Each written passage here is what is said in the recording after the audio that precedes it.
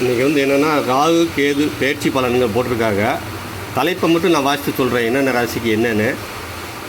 Paper வாங்கினேன், அதில் இருந்துச்சு. ஒரு சின்ன தகவலாக சொல்கிறேன்.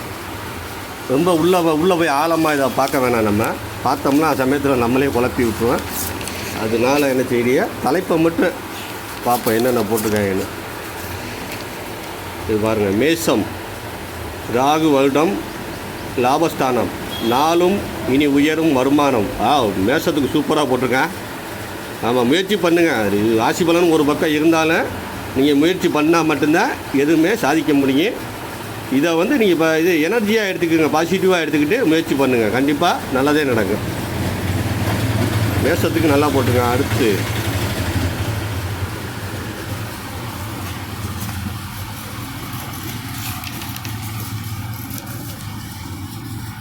ரிஷபம் ராகு வருடம் 10ஆம் ஆகும், வந்த தொகையே சொத்தாகும். சூப்பர். ரிஷபத்துக்கு அதுக்கு மேலே போட்டிருக்காங்க.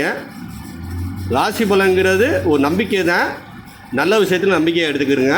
கண்டிப்பாக முயற்சி பண்ணுங்கள், கண்டிப்பாக நடக்கும். ஏன்னா நல்லது தானே போட்டிருக்கேன்.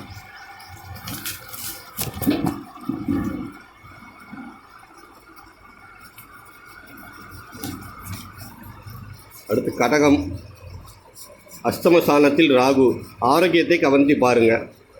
சும்மா ஏதாவது உடம்புல பச்சைன்னா சும்மா போய் என்னென்னு பார்த்துக்குங்க. பெரிய லெவலில் ஜிஹெச்லேயே நீங்கள் பாருங்கள். ஏதாச்சுன்னா இது ஒன்றும் பெரிய விஷயம் கிடையாது. ராசி பலன்கிறது பொதுவான இது கருத்து கணிப்பு. இது நான் ராசி பலன் பார்க்க மாட்டேன். இந்த புக்கு இன்றைக்கி வந்திருக்கு. சிம்மம் சபதம் ஸ்தானத்தில் வரும் ராகு, சஞ்சலம் தந்திடும் நேரம். இது கொஞ்சம் கவனமாக இருங்க. அதனால இது பெரிய விஷயம் இல்லை. கொஞ்சம் கவனமாக இருந்து என்னங்கிறப்ப நீங்கள் பார்த்துக்கணுங்க. துலாம் பஞ்சமஸ்தானத்தில் ராகு, நெஞ்சம் மகிழும் வாழ்வு. சூப்பராக போட்டிருக்கேன். முயற்சி பண்ணுங்கள், நல்லது நடக்கும். எதுவுமே விட்டுறாதீங்க. எதுவுமே எனர்ஜியாக எடுத்துக்கோங்க, பாசிட்டிவாக எடுத்துக்கிறங்க. முயற்சி பண்ணுங்கள். சுகஸ்தானத்தில் வருகிறார் ராகு, தொட்டதெல்லாம் வெற்றியாகும். விருச்சிகம் பார்த்துக்குங்க. விருச்சிகத்துக்கு சூப்பராக போட்டிருக்காங்க. முயற்சி பண்ணி பாருங்கள் எதையும். மகரம் ராகு வரும் இடம் 2, நல்ல தகவல் வரும் திரண்டு. நல்ல தகவலாக தான் இருக்குது உங்களுக்கு போட்ட மகரத்துக்கு. பார்த்துக்கிறங்க. அடுத்து கும்பம் ஜென்மத்தில் ராகு வருகிறார், திடீர் பயணத்தை தருகிறார். உங்களுக்கு கொடுக்குற அந்த பயணத்தை நல்ல விதமாக நீங்கள் பயன்படுத்திக்கிறீங்க. நம்ம கையில் தான் எதுவுமே இருக்குது. ராசி பலன்கிறது 2ஆம் பட்சம்தான். அதனால என்ன பண்ணுவேன், நான் வந்து பெரிய லெவலில் எதுவும் பார்க்க மாட்டேன். தலைப்பை மட்டும் வாசிப்பேன். ஆமாம். இப்போ என்ன 2 ராசினை காணாமல். கன்னி இந்தா இருக்கா? சாரி, சிம்மம் கன்னி இந்தா இருக்குமா? கன்னியை நான் பார்க்கவே இல்லை பாருங்கள். கன்னி ராகு வருடம் 6ஆகும், வாழ்க்கை இனி ஜோராகும். சூப்பர், சரியான தகவலாக இருக்குது. டைமிங்காக போட்டுக்கா பாருங்க. ராகு வரும் இடம் 6ஆகும், வாழ்க்கை இனி ஜோராகும். இல்லை வேறு என்ன ராசியை பார்த்தேன்? நிறைய ராசி வருமே. மிதுனம் 9ஆம் இடத்தில் ராகு, பொன்பொருள் குவியும் பாரு. மிதுனது சூப்பராக போட்டிருக்கேன். ஆமாம், எனக்கு மிதுனம் தான். பார்ப்போம் என்ன குமியுதுன்னு. ஆனால் நான் முயற்சி பண்ணால் தான் அது குமியி.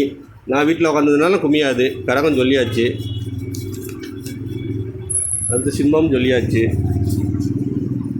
கன்னி சொல்லியாச்சு. துலாம் சொல்லிட்டேனா?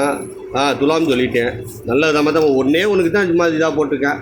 மற்றபடி எல்லாமே அடி தூக்கலாக தான் போட்டிருக்கேன். முயற்சி பண்ணுங்கள், எதுவுமே சாதாரணமாக நடந்துடாது. வாங்க, தனுசு சொல்லலை, 3ஆம் இடத்தையும் வரும் ராகு. முன்னேற்றம் தான் இனி பாரு. தனுசுக்கும் சூப்பராக போடுற முன்னேற்றம் தான். முயற்சி பண்ணுங்கள், எதோ லேசாக விட்டுறாதீங்க. நீங்கள் முயற்சி பண்ணால் மட்டும்தான் உங்கள் வாழ்க்கை உங்கள் கையில். மகரம் சொல்லிட்டேன், நல்ல தகவல் வருதுன்னு சொல்லிட்டேன். கும்பம் சொல்லிட்டேன். மீனம் ராகு வரும் இடம் விரயம், வாங்கிய சொத்துக்கள் கிரயம். இது புதுசாக போட்டுக்கேன். டைமிங் முயற்சி பண்ணுங்கள். இது வந்து பொது பலன் தான். இது வந்து எதுவுமே இது கிடையாது. உண்மை பொய்யும் சொல்ல முடியாது. நல்ல விஷயத்தை பயன்படுத்தி முயற்சி பண்ணி பாருங்கள்.